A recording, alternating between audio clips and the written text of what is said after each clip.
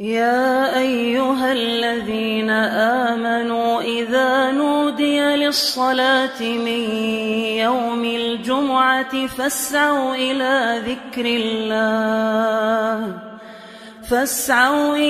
ज़िक्रिल्लाहि वज़रुल बैअ ज़ालिकुम खैरुल लकुम इन कुंतुम तअलमून। सामिईन व सामिआत, अल्लाह रब्बुल आलमीन हम सबको एक मकसद के लिए इस दुनिया में पैदा फरमाए हैं। ये बात आप और हम कई मरतबा सुनते हैं।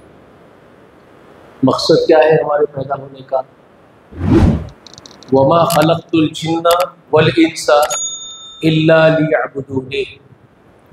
अल्लाह ताला फरमाते हैं सूरह ज़ारियात में, मैंने किसी जिन्नात किसी इंसान को नहीं पैदा किया मगर इसलिए कि वो मेरे ही गुलाम बन के मेरी ही बंदगी करे। तो अल्लाह ताला सब जिन्नातों सब इंसानों को एक मकसद के लिए पैदा फरमाए, वो अल्लाह की बंदगी करना है मकसद। ये बंटवारा इंसानों ने खुद कर लिया ज़मीन की पुष्ट पर। अल्लाह ताला के हुक्म से, उसकी मशीयत से ही हुआ। या अय्युहन्नासु इन्ना खलक़नाकुम मिन ज़करिन व उन्सा सुम्मा जअलकुम शुऊबन व क़बाइला लितअरफ़ू इन्ना अक्रमकुम इंदल्लाहि अत्क़ाकुम। सूरह हुजरात में पूरी ह्यूमिलिटी को खिताब करके अल्लाह फरमाते हैं, वो ह्यूमिलिटी, जितने पुरुष स्त्री पैदा हुए हैं ज़मीन की पुष्ट पर, संसार में, सबको खिताब करके अल्लाह ताला फरमाते हैं, ऐ मानव जाति के लोगों, है इंसानों, है आदमजात, हमने तुमको एक ही मर्द एक ही औरत से पैदा किया। दुनिया का सबसे पहला आदमी क्यों बोलते हैं? उसके नाम की तरफ मंसूब है उसकी पूरी औलाद। उनका नाम था आदम।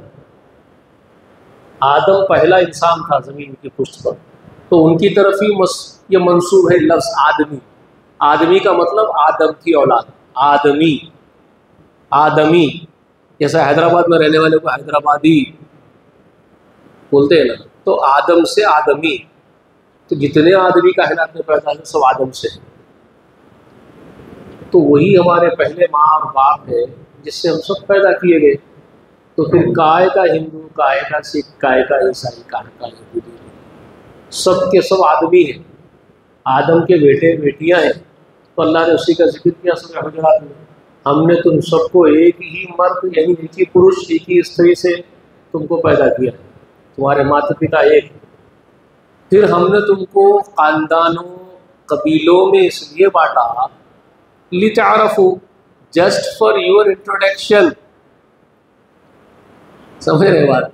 It's just for your introduction, तुम्हारी अपनी शनाख्त और पहचान के लिए कि तुम कैसे पहचाने जाओगे ज़मीन में। तो फ़लाँ कबीले के हैं, फ़लाँ मुल्क के रहने वाले हैं, फ़लाँ ज़ुबान बोलने वाले हैं, तुम्हारी अपनी शनाख्त के लिए ये तफावत है, ये फ़र्क है।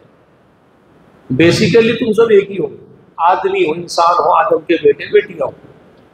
बस हमने तुमको ख़ानदान और कबीलों में तुम्हारे तारुफ के लिए बांटा है, ये हमारी मशीयत थी।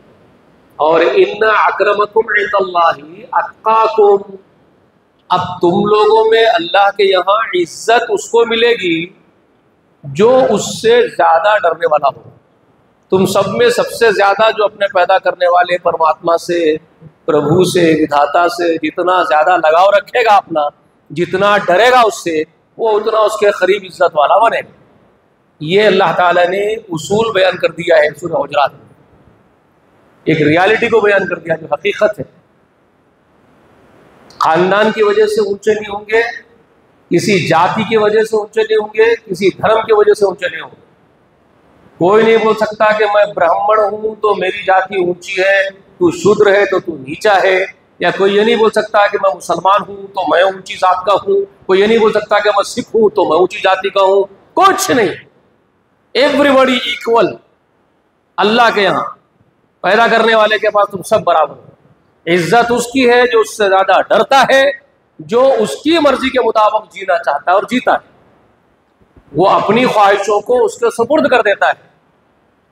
अपनी पूरी जीवन शैली उसने उसके हवाले कर दी पैदा करने वाले। तू जो चाहेगा पैदा करने वाले हमारे परमात्मा, बस हम वैसे ही जिएंगे। तो जो इस बात का आज़म करके अपने आप को उसके हवाले कर देता है, इन्ना अक्रमकुम इंदल्लाहि अत्काकुम, ये मानो, बस वो अल्लाह के पास इज्जत वाला बन जाएगा। और जो अपने आप को उसके हवाले कर देता है उसको क्या कहते हैं? देखिए, कुरान और तमाम दूसरे आसमानी ग्रंथ, इसमें हम फर्क नहीं करते। हम फर्क नहीं करते, इसलिए नहीं करते कि अंतिम प्रवक्ता मोहम्मद रसूलुल्लाह सल्लल्लाहु अलैहि वसल्लम ने वजाहत के साथ बता दिया। क्या बता दिया? कि ये एक ही किताब नहीं है जो मुझ पर उतर रही है, आसमान से उतरी, बल्कि इससे कबल भी अल्लाह ताला नबियों को, रसूलों को भेजा है, आसमानी किताबें नाजिल किया है। अब मुझ पर जो कुरान नाजिल हो रहा है, रसूलुल्लाह फरमाते हैं, वो आखिरी है, अंतिम है। और जो मुझे तमाम प्रवक्ताओं में भेजा गया वो अंतिम हुआ, आखिरी हो। मेरे बाद कोई नहीं आएगा, मेरे बाद कोई किताब नहीं उतरेगी। लेकिन जो पहले उतर चुकी है वो तमाम आसमान से ही उतरी है। वो परमात्मा नहीं उतारी, ईश्वर नहीं उतारी, अल्लाह नहीं उतारी। तो उन सब पर हमारा ईमान है, उन सब पर हमारा ईमान है। लेकिन लोगों ने उसको खलत मलत किया, तब जाकर के अल्लाह ताला ने अंतिम प्रवक्ता को भेज करके आखिरी मैसेज के लिए कुरान नाजिल किया और उसका प्रोडक्शन अपने जिम्मेदारी में ले लिया। अब क़यामत होगी तो हुज्जत जो होगी, जिस पर फैसले होंगे, जिसके ऊपर जजमेंट्स लिखे जाएंगे, वो इस कुरान के ऊपर लिखे जाएंगे, क्योंकि ये आखिरी ग्रंथ है, इसमें प्रोडक्शन कर लिया गया इसका और इसी को हुज्जत बना दिया गया। ये है असल रियलिटी जो समझने की है, पूरी मानव जाति को समझने की बात ये, ठीक है। तो हम साबिक़ा किताबों का इनकार नहीं करते, उनमें जो बातें हैं जो कुरान से मैच होती है वो यकीनन आसमान से उतरी हुई है। जो मैच नहीं होती है वो तुम लोगों ने खराब कर दी, इतनी ही बात है, वो इंसानों ने खराब कर दी है। तो आसमानी किताब, लेकिन इंसानों ने उसको खराब कर दिया। अब जो जिम्मेदारी है, जो कुरान के नाजिल हो जाने के बाद, ठीक है, अब मैं एक बात ये बता रहा हूं कि जो अपनी मर्जी को उसके सुपुर्द कर दिए, पहले भी कुरान से उतरने से पहले भी और अब कुरान के उतरने के बाद भी, जो अपने जीवन शैली को, अपनी जिंदगी को, अपने जीने के ढंग को अपने परमात्मा के हवाले कर दिया कोई आदमी, और वो ये आज़म कर लिया कि मैं वैसे ही जीऊंगा जैसे मेरा रब चाहता है, तो उसको क्या कहते हैं? मुस्लिम। ये अरबी का वर्ड है। ये जो मुस्लिम वर्डिंग्स है ना, ये वर्डिंग्स अरबी जुबान की। इसको अगर ट्रांसलेट करोगे आप किसी भी जुबान में, तो उसका मीनिंग क्या बनता है मालूम है? मुस्लिम का फर्मा बरदार, फर्मा बरदार, बात कबूल करने वाला। किसकी बात कबूल करने वाला? पैदा करने वाले की, उसकी बात के ऊपर अमल करने वाला, फर्मा बरदार, इसका मीनिंग बनता है मुस्लिम का। तो वो अरबी वर्डिंग्स होने की वजह से लफ्ज मुस्लिम कहा गया। हर उस आदमी पर बोला जाएगा जो अपने जीवन शैली को, अपने जिंदगी के पूरे तरीक़ेकार को उस पैदा करने वाले के हवाले करके उसके मर्जी के मुताबिक जिए, उसको क्या बोला जाएगा? मुस्लिम। अगर कोई उसकी नाफरमानी करे उस पैदा करने वाले की, तो उसको अरबी जुबान का वर्डिंग्स तो बोला जा रहा है। तो आप लोग, हम लोग क्या समझ लिए, हमारे हिंदू भाई, दूसरे मजहब के भाई क्या समझ लिए? मुस्लिम भी एक जाति है, एक अलग से एक पर्टिकुलर धर्म है। हम जैसे वो लोग समझ लें कि हम जैसे अब टुकड़ों में बटे हुए हैं, तो एक मुसलमान भी एक टुकड़ा है, मुस्लिम भी, और वो भी एक जाति, एक धर्म है अलहदा।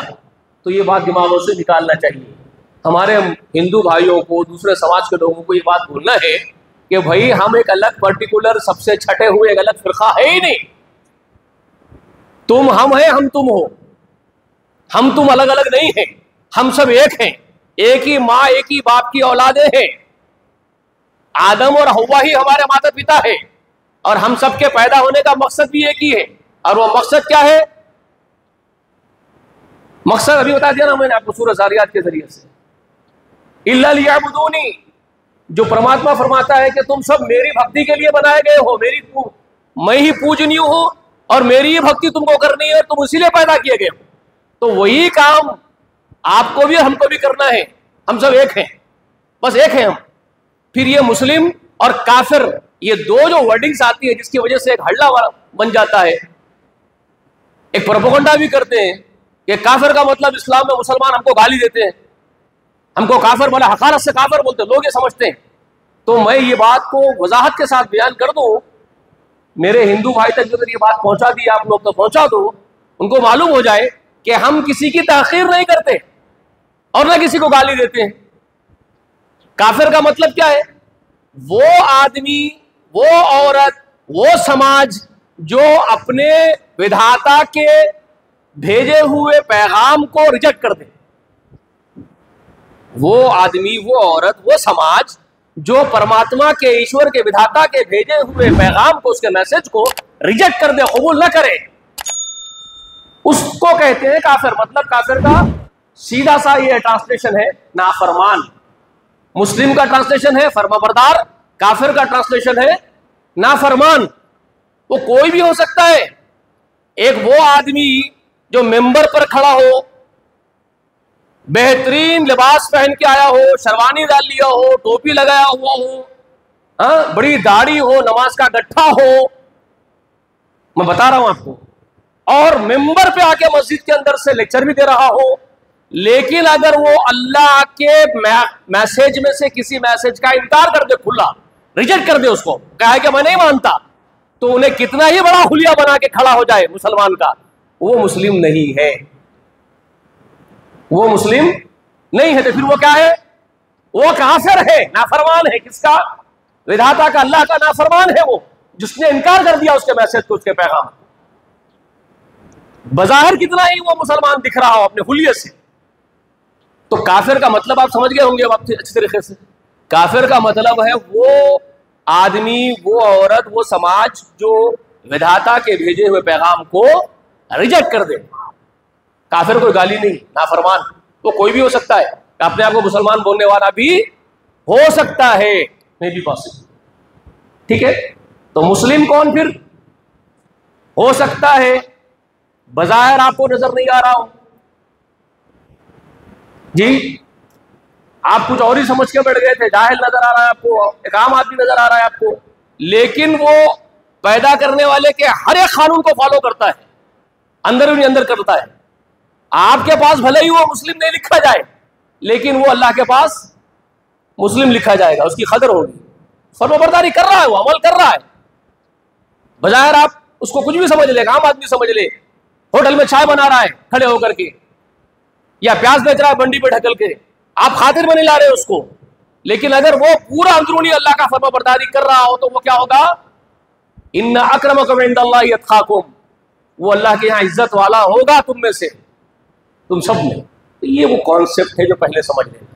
ठीक है, अब जब ये कॉन्सेप्ट आप समझ गए, क्लियर हो गई ये बात कि अंतिम प्रवक्ता मोहम्मद रसूलुल्लाह सल्लल्लाहु अलैहि वसल्लम जो कुरान लेके आप नाजिल, कुरान आप पर नाजिल हुआ, आप आए हैं, आप पूरी ह्यूमैनिटी को, पूरी इंसानियत को जोड़ने के लिए आए जी, है ना भाई? खुद कुरान में अल्लाह फरमा रहे हैं ना मोहम्मद रसूलुल्लाह के बारे में, या अय्युहर रसूल, ऐ रसूल बल्लिग मा उनज़िला इलैका मिन रब्बिक, तू पहुंचा दे जो तेरे रब की तरफ से तुझ पर नाजिल हुआ, सबको पहुंचा दे।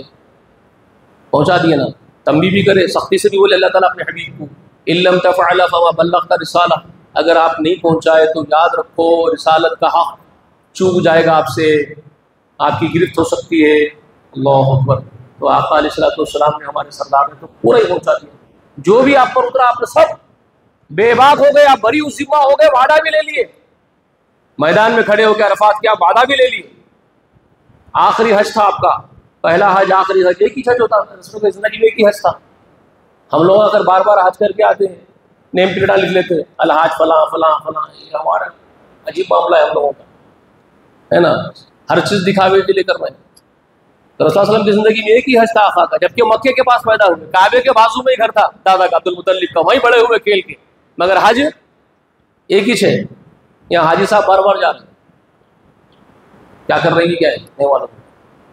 करने के काम कुछ और थे, रसूल सल्लल्लाहु अलैहि वसल्लम वो बता के गए, करने के काम जिंदगी दीन को गालिब करना, लियुज़हिरहु अला दीन कुल्ली, तमाम अदियान बातिला जो जमीन पर लोगों ने खराब कर दिया है, उन सब पर हक दीन इस्लाम जो अल्लाह ने भेजा उसको गालिब करने की जद्दोजहद करना, ये असल मेन फाउंडेशनल काम था रसूलुल्लाह का, बेसिक काम था। ये आप पूरी जिंदगी खपा दी उसके लिए, हज एक मरतबा करें। ठीक है, तो उस दिन आप वादा दिए, आखिरी दिनों में अपनी जिंदगी के पूरे सहाबा इकराम को पूछे, क्या अल्लाह जो मुझ पर नाजिल कर हमें तुम तक नहीं पहुंचा दिया? सब सहाबा बोले हम गवाह हैं, आप पहुंचा दिए रसूलुल्लाह। तो अल्लाहुम्मा शहद बोल के गवाही दी, अल्लाह ताला को गवाह बना दी। अल्लाह आप गवाह हो जाइए, अल्लाह आप गवाह हो जाइए, मैं पूरा पहुंचा दिया, इन तक पहुंचा दिया। बोले लोगों से गवाही ले ली, मैं पहुंचा दिया, लोग एक्सेप्ट कर लिए, पहुंचा दिए। अल्लाह तू गवाह हो जा, मैं पहुंचा दिया, मैं बरी हूं, जिम्मा हूं, चले गए।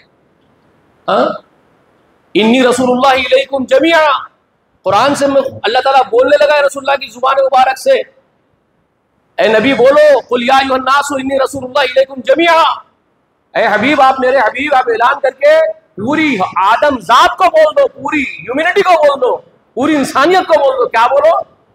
या अय्युहन नासु, ए ह्यूमैनिटी के लोगों, ए मानव जाति के लोगों, इन्नी रसूलुल्लाह इलैकुम जमीआ, मैं तुम सब की तरफ अल्लाह की तरफ से मैसेंजर बना करके भेजा गया हूं, किसी एक पर्टिकुलर तबके का नहीं हूं, मखसूस गिरोह का, मखसूस फिरके के लिए नहीं आया मैं, किसी एक का नहीं हूं मैं।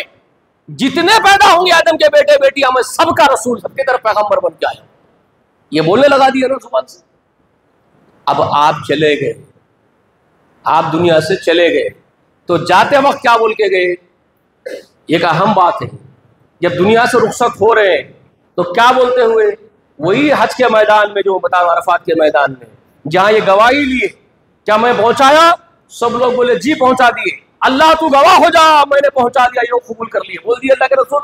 उसके बाद लोगों को हुक्म दे रहे, हे लोगों बल्लिगु अन्नी वलो आयतन, ये लोगों जो यहाँ मौजूद है, सहाबा थे, कितने थे मालूम है आप लोगों को? क्वांटिटी में मालूम है? 1.25 लाख। कितने सहाबा थे? 1.25 लाख। अच्छा, इसमें कितना अजीम नंबरिंग से देखो अल्लाह की हिकमतें, मशीयतें कैसी होती है अल्लाह की हिकमत। मोहम्मद रसूलुल्लाह के आने से पहले कितने नबी गुजरे? नबियों की तादाद मालूम है? क्वांटिटी कितनी थी? 1,24,000 नबी आए, बोल के इतना मारूफ है ना, बच्चा बच्चा बोलता मुसलमानों का। 1.25 लाख के करीब नबी इस दुनिया में तशरीफ लाए।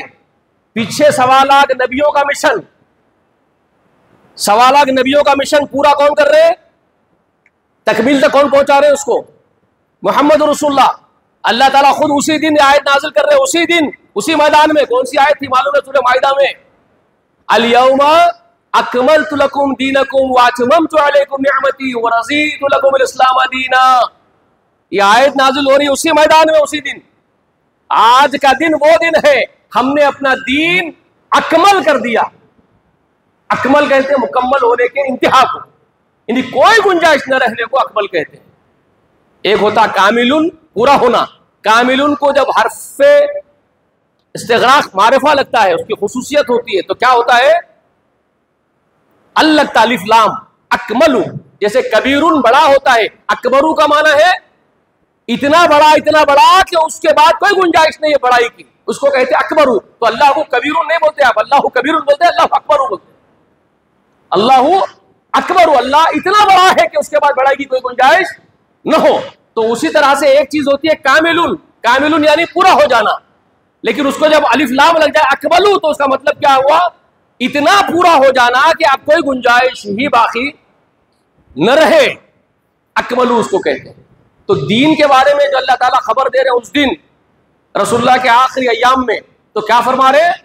अल यौम, आज का दिन वो दिन है, अकमलतु लकुम दीनकुम, मैंने दीन को अकमल कर दिया इंसानों के लिए, आदम जात के लिए।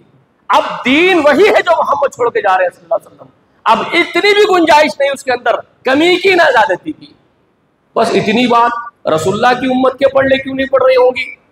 ये हरे शमले बने हुए हमारे भाई दीवाने भाई, ये सफेद शमले बने हुए हमारे दीवाने भाई, ये 40 दिन 4 महीने निकल जा रहे किताबें हाथ में पकड़ के हमारे भाई, लोटा चंपू चद्दर उधर पकड़ के।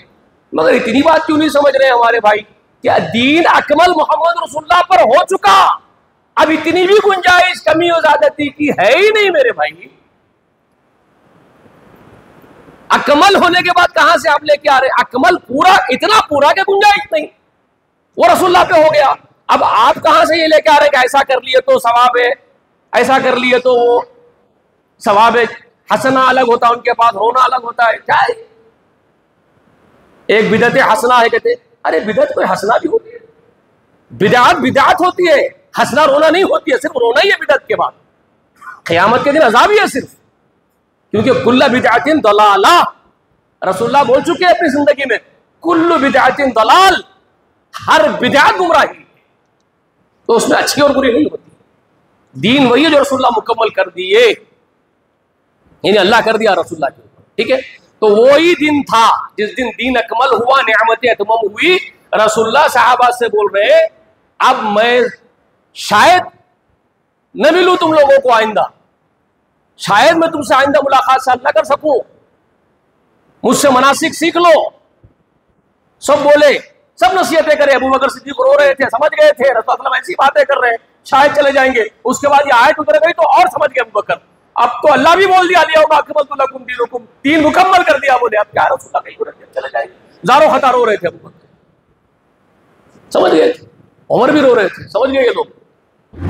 तो खैर उस वक्त रसूलुल्लाह क्या बोले, सामने कितने लोग हैं, क्वांटिटी 1.25 लाख। देखो पीछे 1.25 लाख नबियां, उन पर दीन, रसूलुल्लाह पर 1.25 लाख नबियों का दीन अकमल कर दिए। अब सामने अल्लाह ताला की हिकमत देखो, 1.25 लाख सहाबा को जानिसार कुर्बान हो जाने वाले रसूलुल्लाह के ऊपर 1.25 लाख का तबका फिर खड़ा कर दिया, फिर 1.25 लाख खड़े कर दिए। बोल दी, अब रसूल उनको बोल रहे, बल्ली वन्नी वलो आयतन, जो यहाँ हाजिर है वो गायब तक, जो यहाँ नहीं है उन तक मेरी बातों को पहुंचाना तुम्हारा जिम्मा है। किसका जिम्मा है? उम्मत का जिम्मा है। अब आइए वो आयत की तरफ जो अब भी मसनूना खुतबे के बाद मैं आपके सामने पढ़ा, जो सूरह बकरा में है, वो कज़ालिका जअलनाकुम उम्मतन वसतन लितकूनू शुहदा अलन नास। अब यहां समझो, अल्लाह फरमा रहे हैं कि इसी तरह हमने तुमको एक दरमियानी उम्मत बना करके पैदा किया है। वह कज़ालिका जअलनाकुम उम्मतन वसतन, वसत औसत से है, दरमियान से है। हमने इसी तरह तुमको एक दरमियानी उम्मत बनाया है, लितकूनू शुहदा अलन नास, ताकि तुम बनो पूरे इंसानों पर गवाह। वो यकून रसूल अलैकुम शहीदा, और मेरा हबीब मोहम्मद सल्लल्लाहु अलैहि वसल्लम तुम सब पर गवाह रहेगा क़यामत के। अल्लाह अकबर। यह आयत अब समझ में आना चाहिए तुम लोगों को। जब ये डिटेलिंग समझ में आ गई, शुरुआत की मैं जो बताया अब तक आपको, ये शुरुआत की डिटेलिंग मोस्ट इंपॉर्टेंट है ये बात समझने के लिए, इसलिए बताया। अब वो आयत का पस मंजर समझ में आएगा आपको, क्या बोलना चाहते हैं अल्लाह ताला, मुराद इलाही क्या है वो समझेंगे अब आप। मेरे असातिज़ाओं में शरीफ गालिब यमनी रहमतुल्लाह अलैह भी मेरे उस्ताद थे, जो बारकस में आज जो मदरसा चल रहा है, बच्चियों का बड़ा मदरसा है, मालूम है आप लोगों को, मुफलिहात नाम सुने, पढ़ रहे भी होंगे किसी की बच्चियाँ जामिअतुल मुफलिहात में। उसकी बुनियाद का सब्बल मारने वाले मेरे उस्ताद शरीफ गालिब यमनी। अब जो जिम्मेदार है वो मदरसे के मोहम्मद अल यमनी है ना, उनके वालिद मोहतरम, उनके जैसे कोई भी नहीं आए, ना औलाद में आए, ना ख़ानदान में आए, ना लोगों में आए, ना मोहल्ले में, बारकस से पैदा हुए। अल्लाह ताला करवट करवट जन्नत नसीब फरमाए। तो मेरे उस्तादों में से थे, बहुत बहुत करीब था मेरा उनका रिश्ता ताल्लुक़, एक शागिर्द और उस्ताद का होने की हैसियत से, मगर उन्होंने कभी शागिर्द की हैसियत से बात नहीं करते थे। उनके अखलाक की ये ऊंचाई थी, मैं उनके पोतरों के बराबर होऊंगा उम्र में उस वक्त, वो मेरे दादा की उम्र के होंगे, लेकिन अरे अकबर नहीं बोले मेरे को मेरी जिंदगी। अकबर मियाँ आइए बैठिए, अल्लाह अल्लाह, क्या उम्दा अखलाक, वो शख्सियत थी।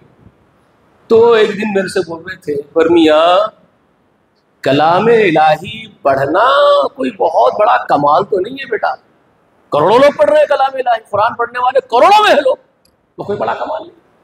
फिर बोल रहे अकबर मियाँ कलाम इलाही को समझ के पढ़ना, तर्जुमों से पढ़ना, ये भी कोई कमाल नहीं है। अकबर मियाँ करोड़ों लोग पढ़ रहे हैं तर्जुमों से कुरान, कमाल क्या है जानते हैं अकबर मियाँ पूछ। फिर बोल रहे हैं कमाल ये है अकबर मियाँ बोल रहे हैं, अकबर मियाँ कमाल ये है कि कलाम इलाही से मुराद इलाही तक पहुंचना, कलाम इलाही पढ़ के मुराद इलाही को पहुंचना, ये कमाल है। इन्हीं इस कलाम में अल्लाह ताला की मुराद मंशा क्या है, अल्लाह चाहता क्या है, इसके जरिए से जो समझाना चाहता है अल्लाह, उसके डेप्थ में जाना, उसकी हकीकत तक पहुंचना, उसको बोलते हैं कमाल। वो है वो समझाए थे, मालूम गीट मार लिया मैं अपनी जिंदगी में। अल्लाह अकबर, कितनी बड़ी बात बोले थे। कलाम तो बहुत लोग पढ़ रहे हैं, लेकिन मुराद इलाही तक पहुंचना, तो इसलिए मैं ये डेप्थ में जाके आपको समझाने का मैं आदी हो गया, उस नजरिए की वजह से, वो कॉन्सेप्ट की वजह से जो मुझे वो देके गए मेरे उस्ताद, वही नजरिए को अडॉप्ट करने से मैं डिटेलिंग्स में बोलता हूँ एक चीज। तो लोग क्या करते हैं, बहुत लंबा कर देते हैं, वो लंबी तफसीलात बयान करते हैं, भागते हैं। तो भागो मत, समझने की बातें, बुनियादों से समझो बात। तो इस आयत का पस मंजर समझाने के लिए मैं आपको ये बोल रहा हूँ। जबकि लोग हमारे जो हमारे दूसरे भाई लोग हैं हमारे, जो कुरान को समझते समझाने का काम करते हैं, वो क्या बोलते हैं जानते हैं? इसके जरिए से वो कज़ालिका जअलनाकुम उम्मतन वसतन से क्या बोलते हैं? इससे सवाद आजम मुराद लेते हैं और एक कॉन्सेप्ट देते हैं लोगों को कि ज्यादा तादाद जिस पर है वो हक है। इसलिए क्या कहते हैं, उसके बाद बोलते हैं कि देखो मसलक हनफिया जो है, हनफी मसलक जो है वो मुसलमानों में सवाद आजम है, सबसे बड़ी तादाद में है, इसलिए वो हक है। और उसके लिए आयत पेश करते हैं। ये आयत पेश करके उसको अपने उस कॉन्सेप्ट को, अपने उस नजरिए को बनवाने के लिए बोलते हैं। अल्लाह कुरान में बोल रहा है कज़ालिका जअलनाकुम उम्मतन वसतन, हमने तुमको एक उसत उम्मत बनाया है, सवाद आजम बनाया है, तो सवाद आजम हक है। तो मेरे भाइयों, आप जो पेश कर रहे हो उसकी बुनियाद ही गलत पेश कर रहे हो, इंटरप्रिटेशन गलत पेश करके आप भी गुमराह हो रहे हो, लोगों को भी गुमराह कर रहे हो। उसका वो माना ही नहीं जो तुम बयान कर रहे हो, उस आयत का माना वो है ही नहीं जो तुम बयान कर रहे हो। मेरे भाइयों, अपनी इस्लाह करो, आखिरत का मसला है, खराब हो जाएगी आखिरत। तो हम ये मोहब्बत भरे अंदाज में लोगों को समझाते हैं कि हमारे भाइयों, चाहे हनफी हो, शाफई हो, किसी मसलक के हो, तबलीगी हो, बरेलवी हो, हम सबको कहते हैं आप हमारे ही, हम आपके हैं, हम आपके सीने से लग जाएंगे, आपको सीने से लगा लेंगे। मगर ये जो आप गलती कर रहे हैं इसकी इस्लाह कर लीजिए, तौबा कीजिए, गलती है ये। आप उसका माना जो बयान कर रहे हो वो है ही नहीं। फिर उसका माना क्या है? इसका माना वो है जो आपको समझा रहा हूं, बुनियाद से लेके आके, शुरू से। तमाम अंबिया के चले जाने के बाद मोहम्मद रसूलुल्लाह सल्लल्लाहु अलैहि वसल्लम आपको ये नसीहत कर रहे हैं, आपको ये नसीहत कर रहे रसूलुल्लाह कि मैं तमाम सवालात अंबिया का दीन मुकम्मल करके दुनिया से रुखसत हो रहा हूं। मेरे लोगों, अब तुम्हारा काम है जो यहां हाजिर है वो गायब तक पहुंचाए। तो उम्मत वसता का मतलब क्या होता है? वसता औसत से है, यानी नबियों के बाद क़यामत से पहले दरमियानी उम्मत तुम हो, ये मतलब है उसका।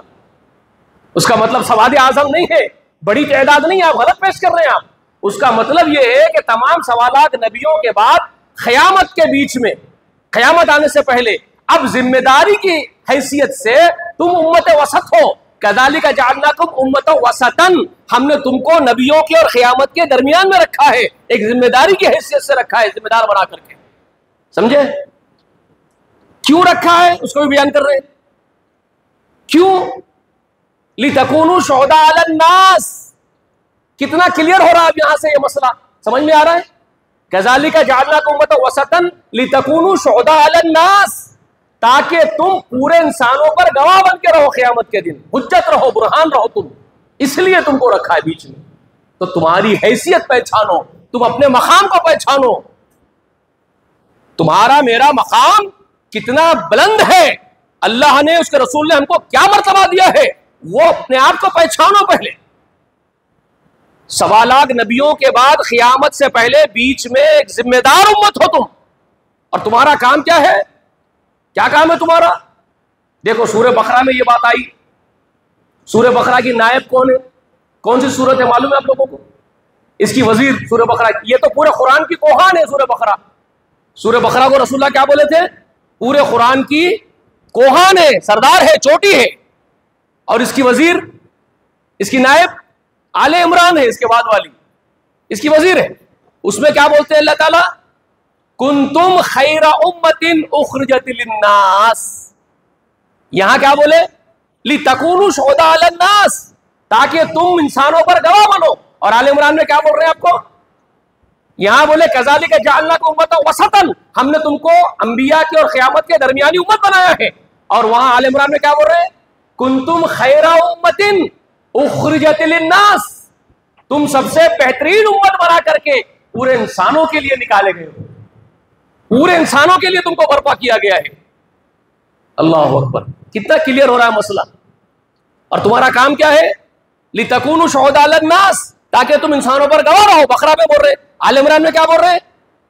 तअमुरूना बिल मारूफ व तनहौना अनिल मुनकर व तुमिनूना बिल्लाह, तुम नेकी का हुक्म देने वाले हो, तुम बुराई से रोकने वाले हो, ये काम की वजह से तुम बुलंद हो। नबियों वाला काम तुमको करना है। नबियों का काम क्या था? नेकी का हुक्म देना, बुराई से रोकना। अब वो किसको करना है? कुंतुम खैरा उम्मतिन, तुम हो खैर उम्मत उखरिजत लिन्नास, जो पूरे इंसानों के लिए निकाले गए हो। तअमुरुना बिल मारूफ, तुमको नेकी का हुक्म देना है। तनहौना अनिल मुनकर, तुमको बुराई से रोकना है, तुम्हारा काम है। कितना बुलंद मकाम है आपका, और कितना बुलंद मकाम। और हश्र के दिन क्या होगा मालूम है? हश्र के दिन आपको कैसे प्रेजेंट किया जाएगा, आपका रिप्रेजेंटेशन कैसे होगा क़यामत के दिन मालूम है आपको? अल्लाहु अकबर, सजदों में गिर जाओ शुक्र के मारे। क्या होगा मालूम है? सब नबियों को बुलाते जाएंगे, उनकी उम्मत को बुलाते जाएंगे। हदीस शरीफ है, रसूल सल्लल्लाहु अलैहि वसल्लम फरमा रहे, सही हदीस है मुस्तनद, रसूलुल्लाह फरमाए एक एक नबी को बुलाएंगे, उनकी उम्मत को बुलाएंगे अदालत में, सुप्रीमो कोर्ट में। सुप्रीमो कोर्ट होगी पूरे कायनात की, सबसे बड़ी कोर्ट, सबसे बड़ी कोर्ट है वो अदालत, अल्लाह की अदालत। एक एक नबी को और उनकी उम्मत को बुला रहे। तो रसूलुल्लाह फरमाते हैं कि नूह अलैहिस्सलाम को आवाज दिया जाएगा, नूह हाजिर हो। अल्लाह अकबर, सबसे पहले उलुल अज़्म रसूलों में से बड़े मुकाम वाले, 950 साल जिन्होंने खिदमत की अल्लाह की, उसके दीन आए नूह अलैहिस्सलाम, उनकी उम्मत को बुला ले जाएगा। उम्मत नूह हाजिर हो, उम्मत नूह हाजिर हो जाएगा। अब अल्लाह तबारक व तआला नूह अलैहिस्सलाम से क्वेश्चन करेंगे, सवाल होगा, ऐ नूह, तुझे जो जिम्मेदारी दी गई थी नबूवत के काम अंजाम देने की, पूरी की तूने? नूह अलैहिस्सलाम कहेंगे, आपके फजल से, आपकी तौफीक से, आपकी इमदाद से, आपके रहम करम से मैंने वो काम किया, पूरा कर दिया। उनकी उम्मत से पूछे, ऐ उम्मत नूह, क्या नूह ने तुम तक मेरी सारी पैगाम, मेरे सारे पैगाम, मेरी सारी बातें पहुंचाई? तो रसूलुल्लाह फरमाए कि वो नूह अलैहिस्सलाम के उम्मती वहां पर भी बदमाशी करेंगे, वहां भी मुखर जाएंगे और कहेंगे, अल्लाह हमको कुछ नहीं मालूम इसने क्या पहुंचाया, हम कोई गवाही नहीं देते इसके पहुंचाने की। अल्लाह, मुखर गए। अब नूह अलैहिस्सलाम पशेमा हो जाएंगे, शर्मिंदा होता है, कैसी उम्मत है ये, यहां पर भी इनकार कर रही, अदालत में भी। तब अल्लाह ताला कहेगा, ए नूह, तेरे सच्चे होने के गवाह कोई है? तू जो पहुंचाने का दावा कर रहा है कि मैंने सब कुछ पहुंचा दिया, मगर तेरी उम्मत तो इनकार कर रही है। अब तेरे सच्चे होने के लिए कोई और गवाह है तेरे पास? तब सैयदना नूह अलैहिस्सलाम जैसे अज़ीम शान पैगंबर वो ये कहेंगे, जी बारी ताला मेरे गवाह हैं जो मेरी तरफ से गवाही देंगे कि मैं सच्चा हूं। कौन है पूछा जाएगा तो कहेंगे, आखिरी नबी मोहम्मद के उम्मती है सल्लल्लाहु अलैहि वसल्लम। अल्लाह अकबर, कितना बड़ा मकाम है आपका, पहचानो अपने आप को। और सबसे बड़े मर्तबे वाले पहले नबी, उलुल अज़्म रसूलों में नंबर 1 नूह अलैहिस्सलाम हमारा नाम ले रहे, तो मेरा और आपका नहीं है। हम खुशफहमी में आ जाते हैं, हम नहीं, किस खेत की मूलियां, वहां है सबसे ऊपर खदीजतुल कुबरा, समझ रहे हैं, अबू बकर, अली बिन तालिब, ज़ैद बिन हारिस, अशरा मुबशरा, वो सहाबा पूरे के पूरे सवालात रसूलुल्लाह के सामने खड़े हुए। हम तो उनके नक्शे कदम पर है तो उस गिरोह में शामिल होंगे ना। अगर उस गिरोह के नक्शे कदम पर ही नहीं तो हम उनमें कहां से शुमार होंगे, बताइए, है कि नहीं? हम उनके नक्श में चलेंगे तो शामिल होंगे ना उस गिरोह में, वरना हमारा ठिकाना क्या है? तो कितना बड़ा मर्तबा है उम्मत का है ये। कज़ालिका जअलनाकुम उम्मतन वसतन लितकूनू शुहदा अलन्नास, ताकि तुम इंसानों पर गवाह देने वाले बनो क़यामत के लिए। अल्लाहु अकबर, कितनी बड़ी गवाही अल्लाह हमसे दे रहा है। अच्छा, हम गवाही अगर देंगी ये उम्मत, अबू बकर भी बोलेंगे या उमर भी बोलेंगे कि हाँ नूह सच्चे हैं, तो क्या अबू बकर ने रसूल नूह अलैहिस्सलाम को देखा? हजरत उमर ने नूह अलैहिस्सलाम को देखा? हमारी माँ हजरत खदीजा ने देखा? तो फिर किस बुनियाद पर गवाही दे रहे भाई?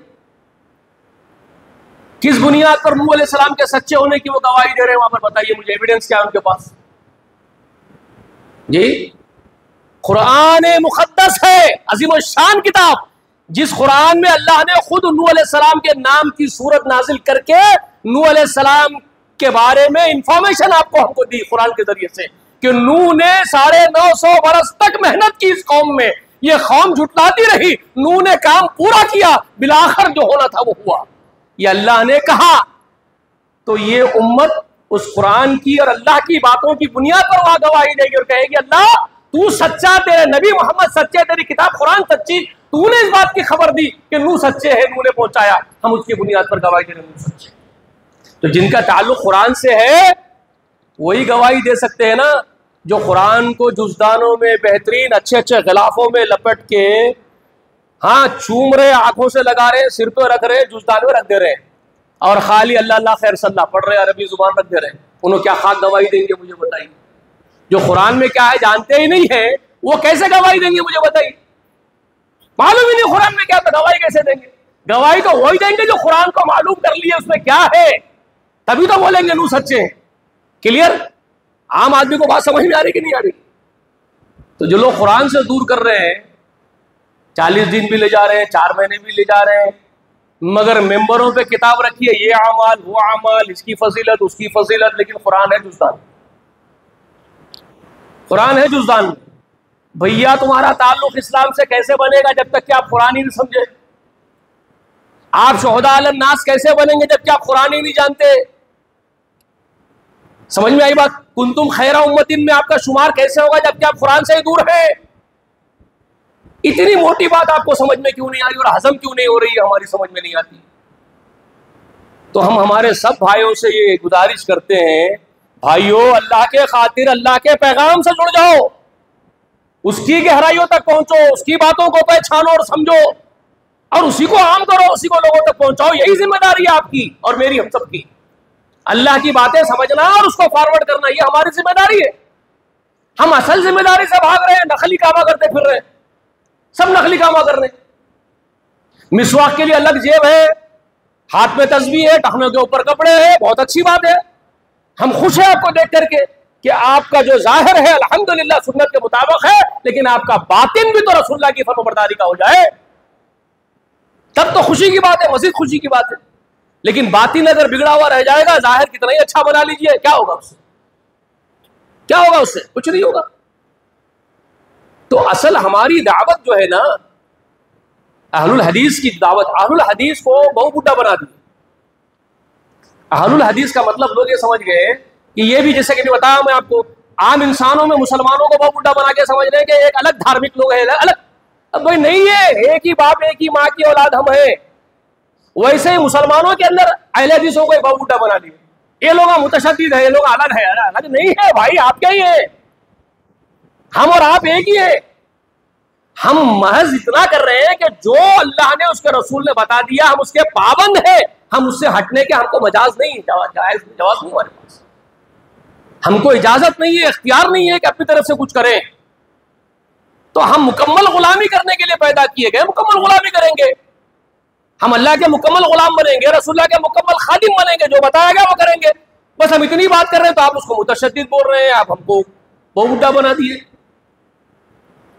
हाँ, दूसरा एक पहलू ये भी है कि हमारे अंदर चंद हमारे ऐसे भाई जरूर हैं जिनके पास अभी वो समझ नहीं आई, अभी वो बुर्दबारी, वो दानिशमंदी नहीं पैदा हुई, जिसकी वजह से उठपटांग हरकतें कर रहे हैं।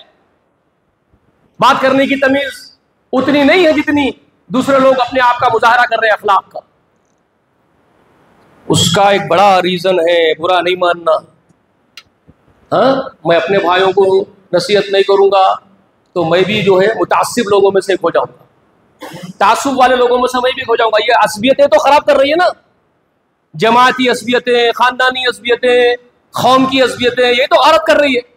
सनातनी भाई हिंदू भाई है तो वो अपनी कौम की असबियत में मुसलमानों से नफरत कर रहे हैं, मुसलमान है तो अपने मजहब की असबियत में दूसरे लोगों से नफरत कर रहे हैं जी। जमातों के लेवल पर अगर देखेंगे तो ये जमात वाला वो जमात वाले से नफरत कर रहा है, असबियत की वजह से ना, तासुब है। तो ये असबियतें तो खा रही है सारे समाज को। अगर हम भी वही करेंगे तो हमें उनमें फर्क क्या रहेगा? तो हमको असबियतें रखनी नहीं है, दिलों में तासुब रखना नहीं है किसी से, सब हम एक हैं। हमारे लोगों की भी गलतियां हैं तो उसको उजागर करनी पड़ेगी, उसको नसीहत करनी पड़ेगी, इस्लाह का काम करना पड़ेगा हमको।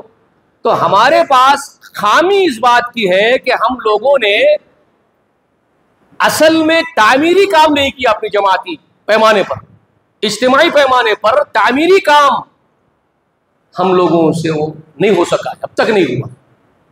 दूसरे जो लोग हैं जमात के हमारे भाई, उन लोगों में ऐसे दानिश्वर आए जिन्होंने इसकी बुनियादों को समझा कि अखलाक और बिहेवियर्स को संवारना मोस्ट इंपॉर्टेंट है, तो उन्होंने काम किया, उस पर उन्होंने काम किया।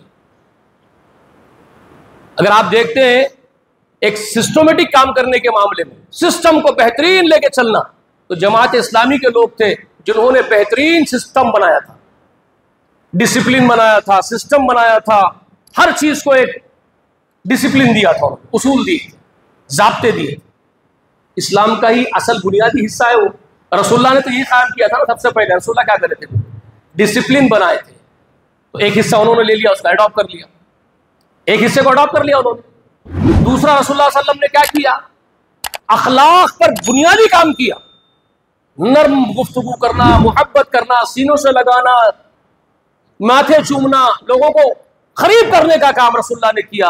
तो उस तरीके को तबलीगी जमात के भाई अडॉप्ट कर लिया। समझ में आई बात? उन्होंने उसको महसूस किया कि इसकी इंपॉर्टेंस भी है, उन्होंने उसको कर लिया। और हम लोग, ये काम हमसे हुआ ही नहीं। हम लोग तौहीद को जरूर पकड़े, जो सबसे बुनियादी चीज है, असल चीज है, बेस है, बुनियाद है। इसके बगैर कोई चारा नजात का नहीं है, तौहीद के बगैर। तो हमने उस बुनियाद को जरूर पकड़ा, तौहीद को, लेकिन हमने अखलाक को इंपॉर्टेंस ही नहीं दी,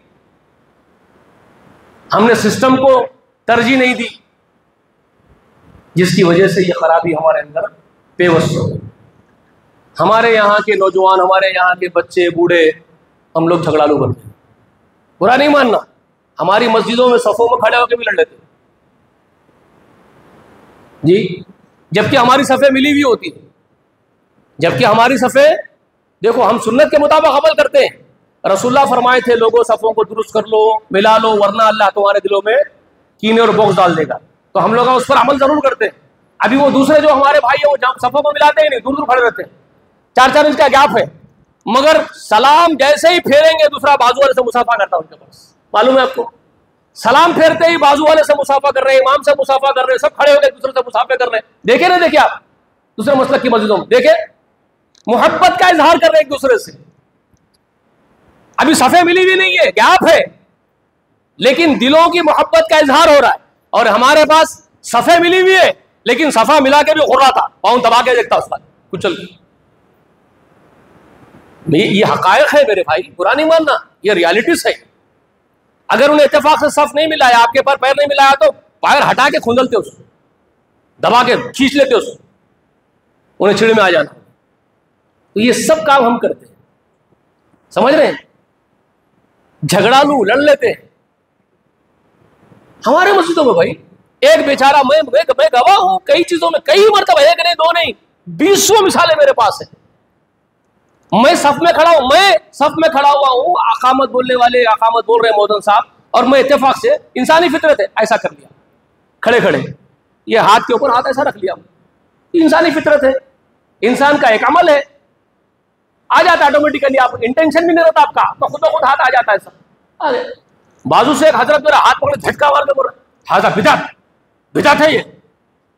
अरे बोला ये बिदअत कैसा? मैं सवाब बोल के खड़े रहा, मैं ऐसा खड़े तो खुद बोला था आपको इस पर सवाब मिलने वाला है, ये बिदअत कैसा हो गया? बिदअत, ये हमारा रवैया है। अच्छा, एक साहब अकामत बोल दिए, उनके साथ एक छोटा बच्चा लेके आ गए, छोटा मासूम बच्चा 6-7 साल का, उनके बाजू खड़ा हुआ तो अकामत बोल दिए। सलाम जैसे ही फिरा, सलाम फेरे इमाम साहब, पीछे से गलगला शुरू कर दिया। हजरत बड़े दाढ़ी वाले, बड़े खूबसूरत सफेद दाढ़ी वाले हजरत गलगल कर रहे, उसको बोल रहे, अखामत बोला कहीं को, तू किसको पूछ के बोला, कहीं को लेके आया बच्चे को? चीख चीख चीख चीख पूरी मस्जिद उठा के बिठा दी। अरे अखामत बोल दिया, नमाज हो गई, तुम्हारे दिल में वही पकड़ा था, सलाम फेरने का इंतजार कर रहे थे आप खाली, तभी नमाज क्या पढ़े आप? आपके पूरी नमाज में वही दिमाग में फिर रहा था, वो आदमी और वो बच्चा और वो अखामत उसकी, तो आप नमाज क्या पढ़े? नमाज इखलास के साथ, खशियत के साथ कहाँ अदा हुई आपकी? आपकी पूरी नमाज में नहीं फिर रहा था, सबा सलाम फेरते ही शुरू करेगा गला। ये आप है, समझ में आ रही बात आपकी? और आप और हमारे लोग पूछ रहे हम कहो बद अखलाकी करे, बताओ भाई, कहते कितने बताऊं भाई? 100 गिन के बताऊं आपको, हजारों गिन के बताऊं? तो ये जो हमारे अंदर की खामी है जिसकी वजह से लोग हमसे दूर भाग रहे हैं। शोहदा अलन्नास खैर उम्मत में शुमार कैसे होगा आपका? आप गवाही देने वाले कैसे बनेंगे? आप खैर उम्मत में कैसे शामिल होंगे जो अल्लाह फरमा रहा है आपके बारे में, कुंतुम खैरा उम्मतिन। सोचो, समझ में आ रही है मेरी बात?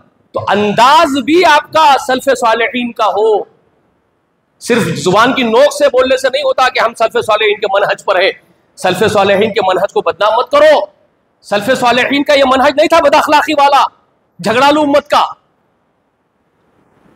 वो एक दूसरे से बड़े मोहब्बत करने वाले, अफू दरगुजर करने वाले, सीनों को लगा लेने वाले, एक दूसरे को बड़े शफीक एक दूसरे के साथ। सबसे पहले टॉप कहां है हमारा सल्फियत का, मुझे बताओ। सबसे ऊपर कौन सी जमात आती है सल्फ़े सालेहीन की जमात में? बोलो भाई, सबसे ऊपर जमात सल्फ़े सालेहीन की जमात। सहाबा किराम खुद रसूलुल्लाह की जमात, रसूलुल्लाह के सहाबा है कि नहीं? वहां से सिलसिला शुरू है ना सल्फियत का। सल्फियत का सिलसिला वहीं से शुरू होगा ना। और उनके बारे में अल्लाह क्या फरमा रहे? अल्लाह क्या फरमा रहे उनके बारे में जानते हैं? मुहम्मदुर रसूलुल्लाह वल्लज़ीना मअहू अशिद्दाउ अलल कुफ्फारि रहमाउ बैनहुम। अल्लाह गवाही दे रहे उनकी, अल्लाह उनकी गवाही दे रहे। रहमाउ बैनहुम, आपस में बहुत रहमदिल है दूसरे के लिए। वो लोग बहुत दरगुजर करने वाले, बहुत माफ करने वाले, सीनों से लगाने वाले दूसरे को। वो शफीकों की जमात, रहम वाले, रहम करने वालों की जमात, दरगुजर करने वालों की जमात, सब्र वालों की जमात। जी आप बदनाम कर रहे हो। लोग बोलेंगे सलफी, ये इनको बोलते हैं सलफी, जो लोगों को खवारिज बोल रहे हैं, काफिर बोल रहे हैं, गैर जरूरी लोगों को दोज़ख में पहुंचाना चाहते हैं। अरे तुम्हारा इंटेंशन दोज़ख में पहुंचाने का कहीं कोई भाई लोगों को, वो अल्लाह का मामला है ना। अल्लाह चाहे दोज़ख में डाले, अल्लाह चाहे जन्नत में डाले, अल्लाह चाहे माफ करे, अल्लाह चाहे सजा दे, अल्लाह का बंदों का मामला है। आप ये देखो कि कलमा पढ़ लिए, शहादत दे दी अल्लाह उसके रसूल के दीन की, आप सीने से लगाओ, मोहब्बत से समझाओ। अगर गलती कर रहे हैं तो आप बोलो भाई ये सही नहीं है, सही ये है। लोग सुनेंगे आपकी बात, आप उनके हमदर्द बनेंगे, खैरख्वाह बन के बात करेंगे। अंदाज ही आपका खैरख्वाह वाला होगा, मोहब्बत भरा होगा, तो सामने वाला भी आपकी बात सुनेगा ना भाई। ऐसा तो नहीं है कि वो सांप है, इंसान ही नहीं है, आदम का बेटा ही नहीं है, जो आप उसको अच्छे से समझाएंगे तो डस ही देगा वो। करोड़ों में, लाख करोड़ों में एक आदमी निकलेगा ऐसा शैतान जो आपकी बात सुनना नहीं चाहेगा। अक्सर तो नहीं करेगी ना ऐसा आपके साथ। इसके कई डेमोन्स्ट्रेशन मैं जानता हूं, मैं अपनी जिंदगी में प्रैक्टिस में देख चुका हूं भाई। मैं अपनी लाइफ की प्रैक्टिस में ये चीज को महसूस कर चुका हूं, तजुर्बा रखता हूं। आपको मैं डंके की चोट बोल सकता हूं, इंसानों की अक्सरियत आपकी अच्छी बात को सुनती है, अच्छी बात सुनते हैं, समझते हैं, आपके करीब आते हैं, तजुर्बा है मेरा। लेकिन आप अच्छे से बोलेंगे तो ना, आप अच्छे से बोलेंगे नहीं तो कहीं को करीब आएंगे मुझे आपके। आप हर एक को बोलेंगे खारजी है, बिदाती है, मुशरिक है, काफिर है, सबको ढकेल देंगे तो कौन आएगा? ये वो चीज है जिसको आपको एडॉप्ट करना है। अखलाक, किरदार, ये बहुत इंपॉर्टेंट है। इज्तिमाई हैसियत से ये काम करना। मुझे नहीं मालूम ये मस्जिद के जिम्मेदार कौन है, लेकिन मेरी गुजारिश है, मस्जिद के जिम्मेदार बन जाना कोई अवार्ड नहीं है आपके लिए, माफ कीजिएगा, उसको आप अवार्ड मत समझिए, या कोई बहुत बड़ा जो है आपको इज्जत का मकाम मिल गया ये मत समझिए आप। अगर जिम्मेदारी मिली है तो उतना ही डरिए, क्योंकि उतना ही ज्यादा जवाब दे आप, उतने ही ज्यादा जवाब दे अल्लाह के पास क़यामत के लिए। हाँ, मैं ऐसे ऐसे अपने ही जमात के लोगों को जानता हूँ, आप शायद नहीं जानते, मैं जिक्र कर देता हूँ, सुन लीजिए। अपनी मस्जिद महबूबिया बोल के एक मस्जिद है चंचलगुड़े के अंदर, हैदराबाद में। चंचलगुड़ा एक बस्ती है ना, वहाँ एक मस्जिद है महबूबिया। वहाँ एक आदमी को सदर बनाए थे, पत्थर का बिजनेस करते थे। आपके टांडूर वगैरह वाले बहुत अच्छा जानते होंगे उनको, उनके पत्थर का बहुत बड़ा कारोबार था उनका, पाशा हुए का। उनके बच्चे बच्चे देख रहे हैं आज, वो तो मर गए भी, जमाना हो गया, मर के भी बड़ी बहुत उम्र के होके मरे, 70 के ऊपर जाके मरे। तो रहमतुल्लाह अलैह कहूँगा मैं, इंशाअल्लाह अल्लाह उन पर अल्लाह की रहमत हो, अल्लाह उनको मग़फ़िरत फरमाए, उनकी दर्जे बुलंद करे उनके। लेकिन उनको सदर बनाए ना, किसी दिन सदर की हैसियत से कोई इंसान नहीं देखा उनको। झाड़ू खुद मारते थे, मस्जिद को पोछा खुद मारते थे, धोते खुद थे, मोहरियां खुद साफ करते थे अपने हाथों से। काम वाला समझते थे लोग, अगर कोई अजनबी आके पहली मर्तबा देखा तो एक काम करने वाला सर्वेंट है समझते थे उनको। जब तारुफ कोई कराए तो मालूम हो रहा कि रोज सदर है मस्जिद के ऊपर। ऐसे लोग भी गए दुनिया से, ऐसे भी लोगों का इंतकाल हुआ हमारे पास, हमारी जवाब ऐसे मुखलिस लोग भी, एक तरफ ऐसे भी है एक तरफ वैसे भी है, करेंगे क्या बताइए। ये मुकद्दर है हमारे, कुछ ऐसे कुछ वैसे, वो तो हर जगह है ना इंसानों के अंदर, कुछ ऐसे कुछ वैसे।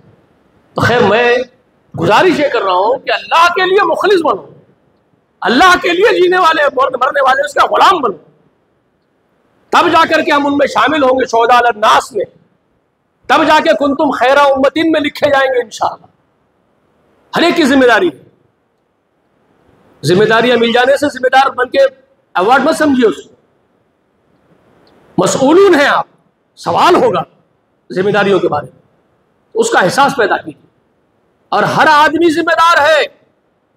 हमारे सरदार रसूलुल्लाह सल्लल्लाहु अलैहि वसल्लम का पैगामों में से एक बात यह है, नसीहत है ये रसूलुल्लाह की, मालूम है अब्दुल्लाह इब्न उमर रावी है, हजरत उमर के बेटे, क्या बोले, कुल्लुकुम मसऊलुन, तुम में का हर आदमी पूछा जाएगा अपनी जिम्मेदारी के बारे में, अनरायती, उसकी अपनी जिम्मेदारी के बारे में पूछा जाएगा। एक मर्द है तो घर का जिम्मेदार है, बीवी है, शौहर और बच्चों की जिम्मेदारी उसके ऊपर आयद होती है, किसी जमात का इमाम है तो जिम्मेदार है, किसी मस्जिद का इमाम है तो जिम्मेदार है, किसी कौम का अमीर बन गया, खलीफा बन गया तो जिम्मेदार है। हर आदमी, यहां तक के गुलाम भी जिम्मेदार है अपने आका के माल का, उसके जिम्मेदारियों का, और एक आका है तो अपने गुलामों का जिम्मेदार। हर आदमी जिम्मेदार, हर औरत जिम्मेदार। हर एक को पूछेंगे अल्लाह ताला खड़े होकर तुम्हारी जिम्मेदारी पूरी हुई नहीं हुई। तो मस्जिद में आने वाले मुसल्ली भी जिम्मेदार है, मस्जिद के जिम्मेदार भी जिम्मेदार है, महल्ले में रहने वाला पड़ोसी भी जिम्मेदार है, पड़ोसी का, हर कोई जिम्मेदार है, याद रख लीजिए। हर एक को पूछा जाए, हर एक को पूछा जाए। अपनी जिम्मेदारी का एहसास पैदा कर लीजिए। और हम बहुत जिम्मेदार लोगों में से हैं, उम्मत मोहम्मदी होने की हैसियत से पूरे इंसानों की जिम्मेदारी हमारे सर पर। हाँ, सारे जहां का दर्द हमारे ही सीने में होना चाहिए। वो शायर जो बोल रहा है सारे जहां का दर्द हमारे ही सीने में, क्यों, तो ये मत समझिए क्यों नहीं होना चाहिए, यही जिम्मेदारी है आपकी। अल्लाह ताला से मेरी दुआ है कहने सुनने से ज्यादा अमल करने की तौफीक इनायत फरमाए।